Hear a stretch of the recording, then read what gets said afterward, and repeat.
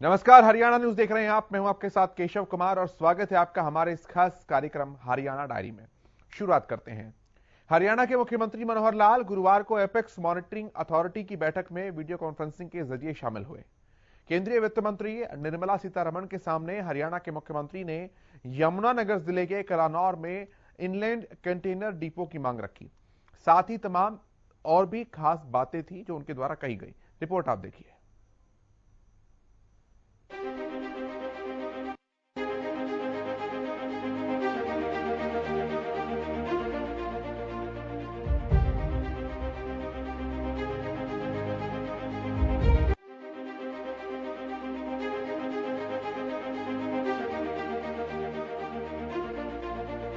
हरियाणा के मुख्यमंत्री मनोहर लाल गुरुवार को अपेक्स मॉनिटरिंग अथॉरिटी की बैठक में वीडियो कॉन्फ्रेंसिंग के जरिए शामिल हुए।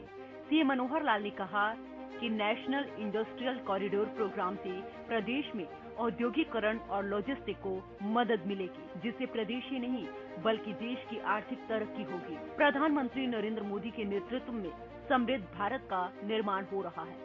उन्हीं के विजन से देश भर में 11 इंडस्ट्रियल कॉरिडोर बनने वाले हैं। हरियाणा सरकार प्रधानमंत्री के सपने को साकार करने के लिए प्रतिबद्ध है। इस बैठक की अध्यक्षता केंद्रीय वित्त मंत्री निर्मला सीतारमण ने की। बैठक में वाणिज्य और उद्योग मंत्री श्री पीयूष गोयल, रेल मंत्री अश्विनी वैष्णव भी मौजूद रहे। मुख्यमंत्री मनोहर लाल ने कहा कि एनसीआर का क्षेत्र हरियाणा में होने की वजह से प्रदेश औद्योगिकरण का हब बना है। उद्योग की दृष्टि से हरियाणा निवेशकों की पहली पसंद रहा है। दिल्ली एयरपोर्ट के नजदीक होने का हरियाणा के उद्योगों को बहुत फायदा हुआ है। हरियाणा के लिए गर्व की बात है कि देश के दो बड़े कॉरिडोर, वेस्टर्न इकोनॉमिक कॉरिडोर और ईस्टर्न इकोनॉमिक कॉरिडोर जो बन रहे हैं, वे हरियाणा से होकर गुजरेंगे। हरियाणा के नांगल चौधरी में प्रस्तावित integrated multi modal logistic hub 886 एकड़ में बनाया जाना है। इस प्रोजेक्ट से जुड़ी सड़क, पानी और बिजली आदि का काम शुरू हो गया है। इसे पूरा करने का टारगेट तय कर दिया गया है। इसे निश्चित समय पर पूरा किया जाएगा। इससे जुड़ी रेलवे लाइन का अवार्ड भी सुना दिया गया है। 40% भूमि का कब्जा dedicated front corridor corporation of India को दे दिया गया है। बाकी भूमि का कब्जा 15 अगस्त तक ले लिया जाएगा। इंडस्ट्रियल मैन्युफैक्चरिंग क्लस्टर हिसार के लिए 1605 एकड़ जमीन का चयन कर लिया गया है। आईएमसी हिसार का मास्टर प्लान भी तैयार हो चुका है। पर्यावरण क्लियरेंस को भी जल्द पूरा करवाया जाएगा। ये प्रोजेक्ट भी गति से आगे बढ़ रहा है। केंद्रीय वित्त मंत्री निर्मला सीतारमण के सामने हरियाणा के मुख्यमंत्री ने यमुनानगर जिले के कलानौर में इंग्लैंड कंटेनर डिपो की मांग रखी है। उन्होंने कहा कि अमृतसर दिल्ली कोलकाता इंडस्ट्रियल कॉरिडोर हरियाणा से होकर गुजरेगा। इस कॉरिडोर पर यदि इंग्लैंड कंटेनर डिपो बनाया जाता है तो इसका फायदा न केवल हरियाणा को मिलेगा बल्कि आसपास के राज्य जैसे हिमाचल प्रदेश, उत्तराखंड और पंजाब को भी मिलेगा।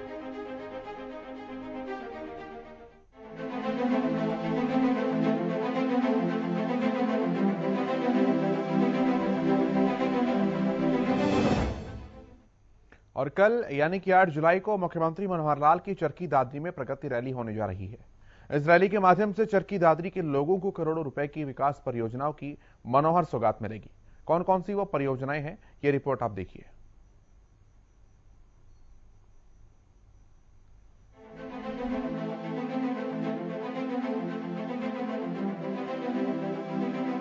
चरखी दादरी को मिलेगी मनोहर सौगात। सीएम मनोहर लाल की प्रगति रैली, कई परियोजनाओं का होगा उद्घाटन। चरखी दादरी में 8 जुलाई को सीएम मनोहर लाल की प्रगति रैली होने वाली है। रैली के माध्यम से जिला वासियों को करोड़ों की मनोहर सौगात मिलेगी। मुख्यमंत्री मनोहर लाल दादरी के जिला स्तरीय लघु सचिवालय सहित करीब 15 परियोजनाओं का शिलान्यास और उद्घाटन करेंगे, जिनमें विभिन्न विभागों से संबंधित परियोजनाएं शामिल हैं। इस दौरान मुख्यमंत्री मनोहर लाल दादरी शहर में सीवरेज और पेयजल व्यवस्था दुरुस्त करने के लिए जन स्वास्थ्य विभाग द्वारा तैयार की गई योजनाओं का भी शिलान्यास करेंगी। ये योजनाएं पूरी होने के बाद दादरी शहर में सीवरेज, जल भराव और दूषित पेयजल की समस्या का काफी हद तक समाधान हो सकेगा। आइए अब ग्राफिक्स के जरिए जानते हैं कि मुख्यमंत्री मनोहर लाल किन किन परियोजनाओं की सौगात देंगे। 100 करोड़ रुपए की लागत वाला निमड़ बड़ेसरा पेयजल प्रोजेक्ट 70 करोड़ की लागत से बनाया जा रहा हाउसिंग कॉम्प्लेक्स। कस्बा बौंदकला में 16.11 करोड़ की लागत से बनाए जाने वाले राजकीय महाविद्यालय का नया भवन। 36 करोड़ रुपए की लागत का सिरसली जलघर। 5.78 करोड़ की लागत से बने फायर स्टेशन। 18 करोड़ की लागत से बनी दादरी महेंद्रगढ़ रोड। 2.41 करोड़ की लागत से बनी हड़ोदी माइनर्स। 2 करोड़ की लागत से बने छपरा रामपुरा लिंक रोड। 1.15 करोड़ से बनी लोहारू फीडर। गांव सांवड़ में 1.60 करोड़ की लागत से बने 50 बेड का अस्पताल। चिड़िया रोड के पास जिला स्तरीय लघु सचिवालय का भी शिलान्यास। सीएम मनोहर लाल की रैली को लेकर तैयारियां भी जोरों शोरों से चल रही हैं। चरखी दादरी विधायक सोमवीर सांगवान, जिला उपायुक्त श्यामलाल पुनिया और पुलिस अधीक्षक दीपक गहलावत ने रैली स्थल का निरीक्षण किया और रैली की तैयारियों को लेकर अधिकारियों को उचित दिशा निर्देश दिए। विधायक सोमवीर सांगवान ने बताया कि दादरी में होने वाली रैली एक ऐतिहासिक रैली होगी, जिसमें मुख्यमंत्री मनोहर लाल दादरी जिले के लिए कई विकास परियोजनाओं की सौगात देंगे। विधायक सोमवीर सांगवान ने बताया कि सीएम मनोहर लाल को सुनने के लिए बड़ी संख्या में लोग दादरी पहुंचेंगे। डीसी श्यामलाल पुनिया ने बताया कि रैली की तैयारियां जोरों पर है। रैली में लोगों के बैठने और पार्किंग की व्यवस्था की सभी तैयारियां पूरी कर ली गई हैं। पुनिया ने बताया कि बारिश के मौसम के चलते जल भराव से निपटने के लिए सभी तैयारियां की गई हैं। सुरक्षा के मद्देनजर पुलिस प्रशासन की तरफ से विशेष सावधानी बरती जा रही है।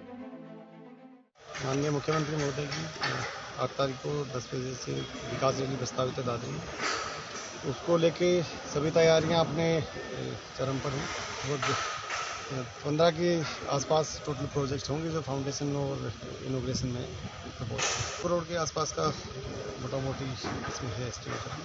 तो जो फाइनल अप्रूवल होगा उसके हिसाब से आपको बता दिया जाएगा। दादरी का जो मिनी सेक्रेटरीट है, हाउसिंग कॉम्प्लेक्स है, दादरी से जो महेंद्रगढ़ रोड है उसका है। फिर जो वाटर सप्लाई के 2 बड़े प्रोजेक्ट हैं। इसी तरह जो स्टॉर्म वाटर के शहर के और भी पब्लिक हेल्थ के करीब 6-7 प्रोजेक्ट हैं इनके। फिर बौंद में गवर्नमेंट कॉलेज का है और इसी तरह सावन में एक मोबाइल हॉस्पिटल जो अमेरिकन इंडियन सोसाइटी के सहयोग से बना था उसका उद्घाटन। सभी रूट्स पे चाहे वो ट्रैफिक डाइवर्जन की हो या उनका व्हीकल मैनेजमेंट का हो, दोनों को लेके पुलिस पूरी तरह से तैयार है। और जो कैंपस सिक्योरिटी हो या चाहे पार्किंग, उनकी भी प्रॉपर माकूल व्यवस्था की जाए। बहुत बड़ी ऐतिहासिक रैली होने जा रही है 8 तारीख को। उसकी सारी व्यवस्था आप लोगों को देखिए, हर तरह की जनता को किसी प्रकार की परेशानी ना हो, पार्किंग की, पानी की, बैठने की व्यवस्था की और बहुत बड़ी एक दादरी विकास प्रगति के लिए होने जा रही है। इतनी जल्दी हो जा रही है और दादरी के बड़े सौगात माने मनोहर लाल जी दादरी जिले को बहुत कुछ पहले भी दिया है और बहुत बड़े सौगात दादरी जिले को मिलने जा रहे हैं। किन चीज़ क्या जा सकता है? 8-9 शिलान्यास है। 8-9 कॉलेज हो गया, कॉलेज बन गया, स्टेडियम चल रहा है, सेक्रेटरी काम शुरू हो रहा है। सीसीआई सीमेंट फैक्ट्री की जो सीमेंट फैक्ट्री 203 एकड़ जमीन को बड़ा इसमें हमने डिमांड रखी और कई बड़े प्रोजेक्ट रखे वो आपको प्रश्न करेंगे। खैर, अब ये देखने वाली बात होगी कि सीएम मनोहर लाल दादरी वासियों को क्या कुछ बड़ी सौगातें देते हैं।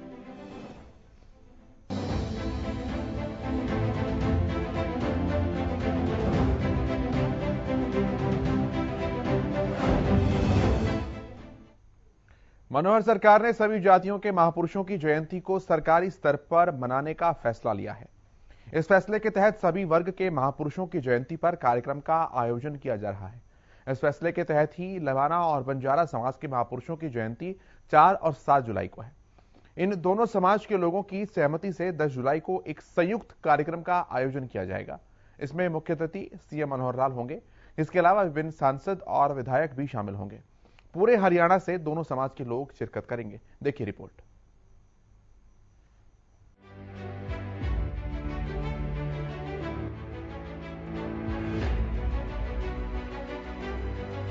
सर्वधर्म समभाव की अनोखी पहल। लबाना बंजारा महापुरुषों की मनेगी जयंती। सीएम मनोहर लाल होंगे मुख्य अतिथि। धर्मनगरी कुरुक्षेत्र की धरती पर पहली बार लबाना और बंजारा समाज के महापुरुषों का जयंती कार्यक्रम एक साथ आयोजित होगा। इस कार्यक्रम का आयोजन 10 जुलाई को अनाज मंडी में किया जाएगा, जहां सीएम मनोहर लाल मुख्य अतिथि के तौर पर मौजूद रहेंगे, जिसके लिए दोनों समाज के लोग पूरे हरियाणा से लोगों को आमंत्रित करेंगे, जिसकी तैयारियों को लेकर सर्किट हाउस में बैठक भी आयोजित की गई है। इस निर्णय के तहत लबाना व बंजारा समाज के महापुरुषों की जयंती 4 व 7 जुलाई को है। इन दोनों समाज के लोगों की सहमति से 10 जुलाई को एक संयुक्त कार्यक्रम का आयोजन किया जाएगा। लबाना समाज और बंजारा समाज जो अति पिछड़ा हुआ समाज है, और भारतीय जनता पार्टी की सरकार ने जो निर्णय लिया कि जितने भी किसी भी जाति के महापुरुष हैं उन सबके उत्सव मनाने का जो निर्णय लिया है सरकार ने, आदरणीय मुख्यमंत्री जी के दिशा निर्देश के तहत आज हमने लबाना समाज और बंजारा समाज इनकी यहाँ एक ज्वाइंट मीटिंग बुलाई थी, क्योंकि आने वाली 4 तारीख और 7 तारीख को दोनों समाजों के महापुरुषों के जयंतियाँ थी, तो उनको मनाने का दोनों बरादरियाँ कह रही थी, दोनों बरादरियाँ तैयार थी कि हम इन कार्यक्रमों को करेंगे। लेकिन माननीय मुख्यमंत्री जी की व्यवस्था को देखते हुए कि दोनों कार्यक्रमों को एकदम इकट्ठा और उससे समरसता भी बढ़ेगी, लोगों में आपसी भाईचारा भी बढ़ेगा, दोनों समाजों ने बैठ करके तय किया कि आने वाली 10 जुलाई को हम ये कार्यक्रम इकट्ठा सामूहिक कार्यक्रम करेंगे, और जिसमें मुख्य अतिथि जो है हमारे माननीय मुख्यमंत्री जी होंगे। तो आज उसकी तैयारी कर लेकर के आज दोनों समाजों के प्रमुख लोगों की आज यहाँ बैठक बुलाई गई है, और इसमें एक कोऑर्डिनेट करने के लिए कमेटी बनाई गई है।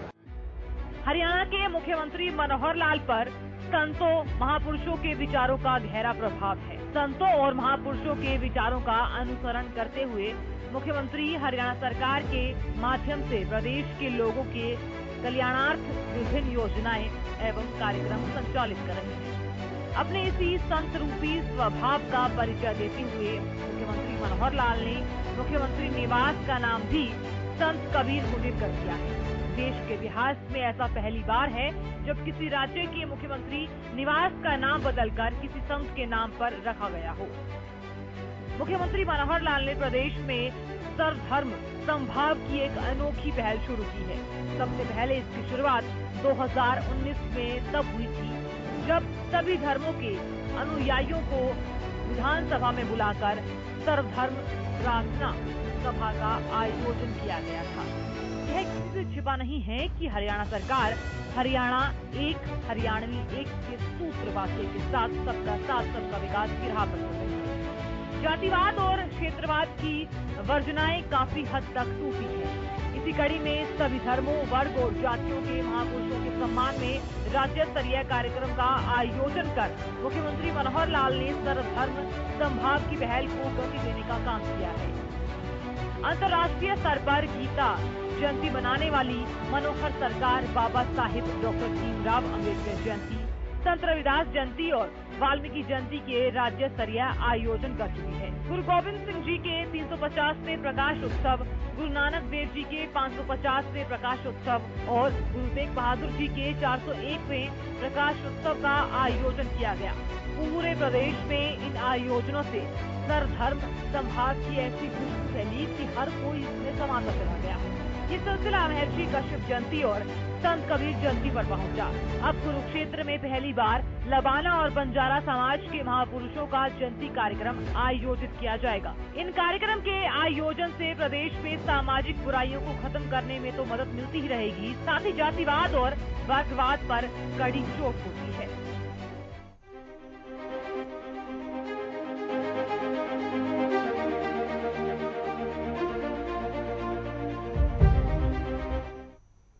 सीएम मनोहर लाल ने मंगलवार को चंडीगढ़ में वीडियो कॉन्फ्रेंसिंग के माध्यम से जिला उपायुक्तों के साथ लैंड बैंक के संबंध में बैठक की। उन्होंने राज्य सरकार की लैंड बैंक नीति के तहत सभी जिला उपायुक्तों को जल्द से जल्द जिले की संपूर्ण भूमि का डेटा तैयार करने का निर्देश दिया और यह भी सुनिश्चित करने के लिए कहा कि बारिश के समय आम जनता को किसी भी तरह की कोई समस्या का सामना न करना पड़े। देखिए रिपोर्ट।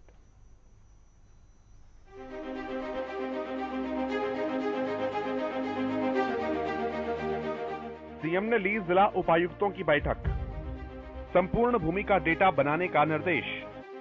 मॉनसून के दौरान नहीं होगी परेशानी।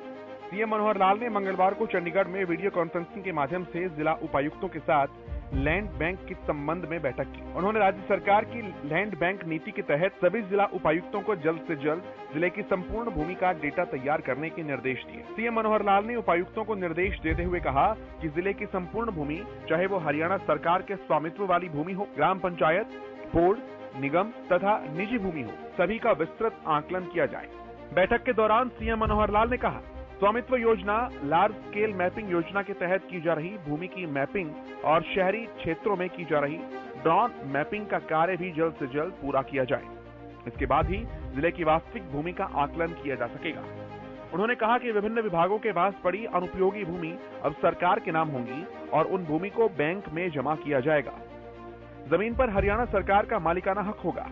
लैंड बैंक में एकत्रित भूमि का उपयोग विकास परियोजनाओं के लिए आसानी से किया जा सकेगा। बरसात का मौसम अभी शुरू हुआ है और आगामी 2 महीनों तक बरसात का मौसम रहने वाला है, इसलिए शहरी क्षेत्रों में जलभराव की समस्या उत्पन्न न हो, इसके लिए सीवरेज और नालियों की साफ सफाई साथ साथ करवाना सुनिश्चित करें। इसके अलावा जहां कहीं बरसात के कारण सड़कों की हालत खराब हो रही है, वहां भी मरम्मत या पैचिंग का कार्य करते रहें, ताकि आमजन को आवागमन में किसी प्रकार की समस्या का सामना न करना पड़े। मुख्यमंत्री मनोहर लाल का ये प्रयास है कि सभी डाटा डिजिटल रूप से उपलब्ध हो सकें और प्रदेश में मानसून के दौरान जनता को किसी परेशानी से दो चार न होना पड़े।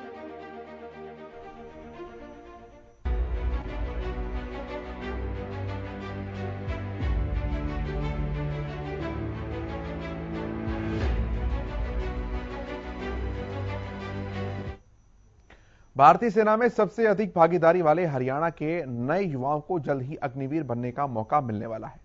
अग्निपथ योजना के तहत भारतीय सेना में अग्निवीरों की भर्ती के लिए 12 से 29 अगस्त तक हिसार मिलिट्री स्टेशन में भर्ती रैली का आयोजन होने वाला है।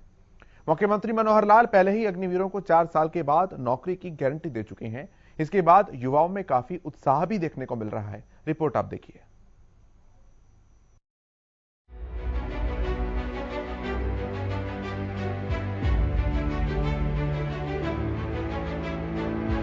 भारतीय सेना में सबसे अधिक भागीदारी वाले हरियाणा के नए युवाओं को जल्द ही अग्निवीर बनने का मौका मिलने वाला है। अग्निपथ योजना के तहत भारतीय सेना में अग्निवीरों की भर्ती के लिए 12 से 29 अगस्त तक हिसार मिलिट्री स्टेशन में भर्ती रैली का आयोजन होने वाला है।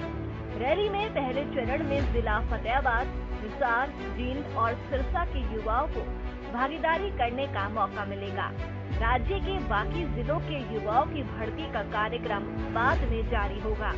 हरियाणा सरकार ने 4 साल बाद रिटायर होने वाले अग्निवीरों को अपने राज्य में स्थायी नौकरी देने की गारंटी पहले ही दे दी है। इसके लिए कानून बनाने की प्रक्रिया भी अब शुरू कर दी गई है।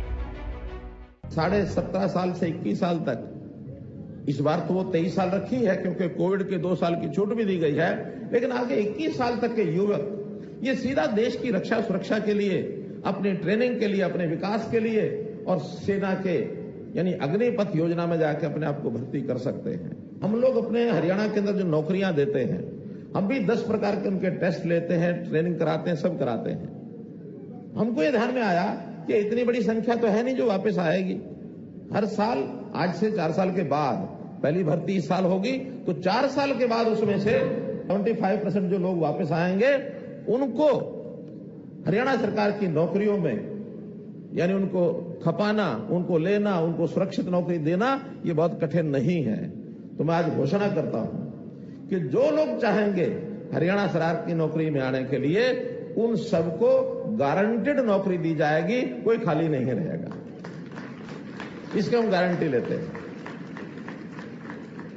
ग्रुप सी की नौकरी में जो भी किसी कैडर में भर्ती होना चाहे भर्ती हो जाए, और नहीं तो हमारी पुलिस की नौकरी ऐसी है गारंटीड उसको जरूर मिलेगी। अग्निवीरों की भर्ती में दलालों का नेटवर्क तोड़ने को लेकर भी सरकार पूरी तरह से सजग है। अक्सर ऐसी भर्ती रैलियों का शेड्यूल घोषित होते ही दलाल भी सक्रिय हो जाते हैं। अग्निवीर बनने के लिए जो युवा पात्र मानदंडों को पूरा करते हैं, उनके लिए www.joinindianarmy.nic.in वेबसाइट पर पंजीकरण की प्रक्रिया शुरू हो चुकी है। पंजीकरण की ये प्रक्रिया 30 जुलाई तक चलेगी। रैली के माध्यम से अग्निवीर सैनिकों का सामान्य कर्तव्यों, अग्निवीर तकनीकी, अग्निवीर लिपिक या स्टोन कीपर तकनीकी और ट्रेडमैन के लिए चयन किया जाएगा। निर्धारित मापदंडों के अनुसार युवाओं ने 10वीं या 12वीं कक्षा उत्तीर्ण की हो तथा उसका जन्म 1 अक्टूबर 1999 से 1 अप्रैल 2005 के बीच अगर हुआ हो, वही रैली के लिए ऑनलाइन आवेदन करने के पात्र है। भारतीय थल सेना ने 10वीं, 12वीं और 8वीं पास युवाओं के लिए अग्निवीर बनने का मौका उपलब्ध कराया है।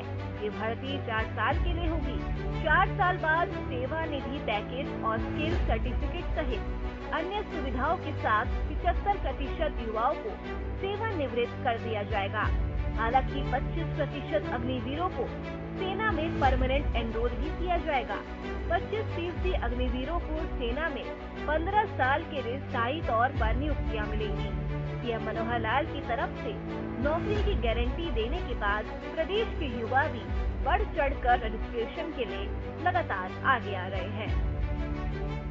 देखिए, अग्निवीर योजना एक बहुत ही सराहनीय कदम है, जिसमें हमारे जो हरियाणा सरकार है और जो मुख्यमंत्री मनोहर लाल जी ने अभी से अग्निवीरों को गारंटी दी है कि वो उनके लिए जॉब का भी प्रावधान देते हैं।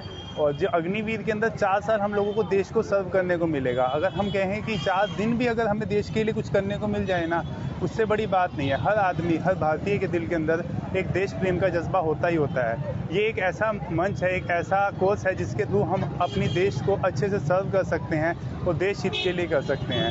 हम बिना पैसे के भी अगर हमें मौका मिले ना देश को एक दिन भी सर्व करने का, उससे बड़ी बात नहीं है।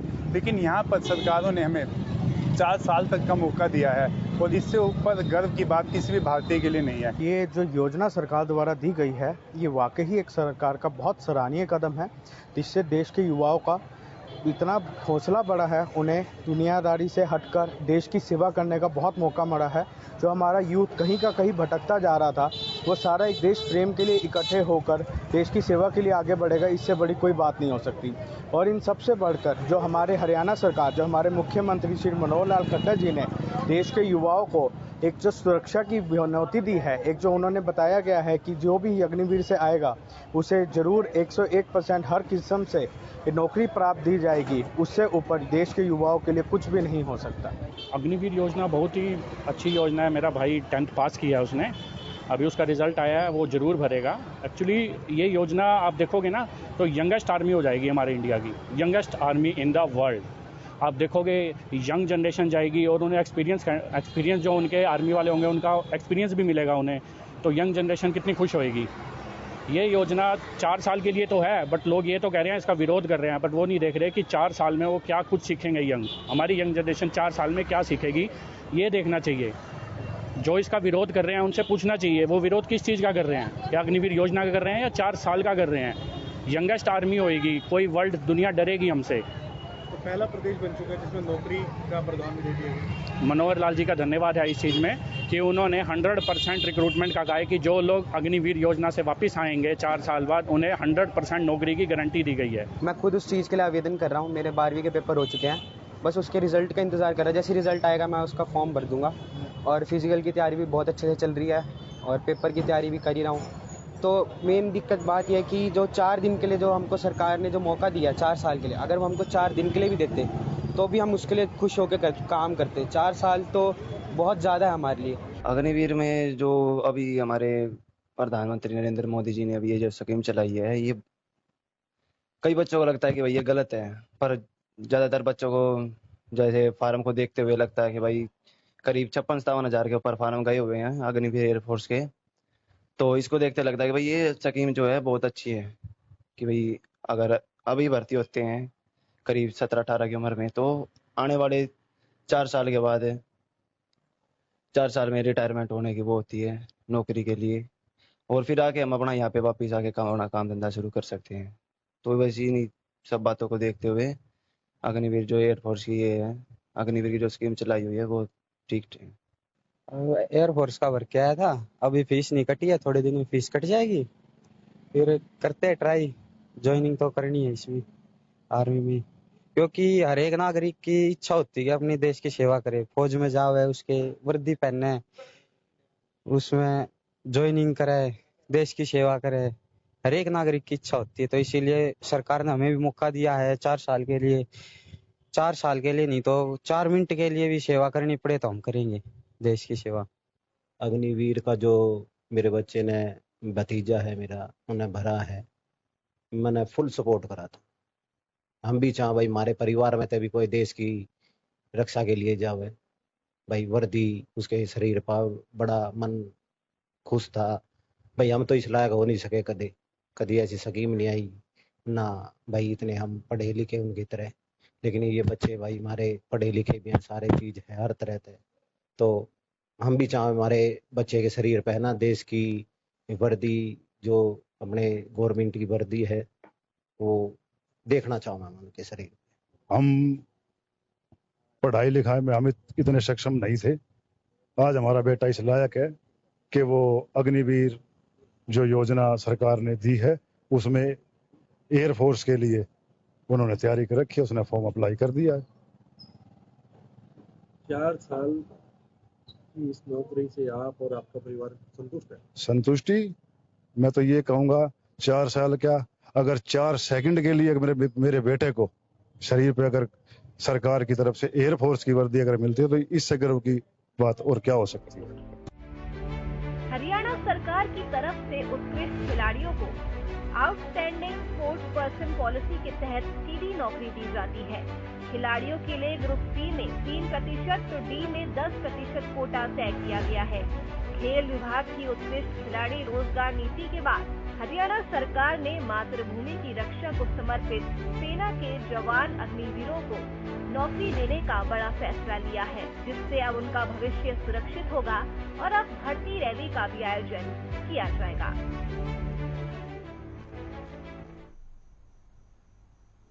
आज इतना ही, देखते रहिए हरियाणा न्यूज।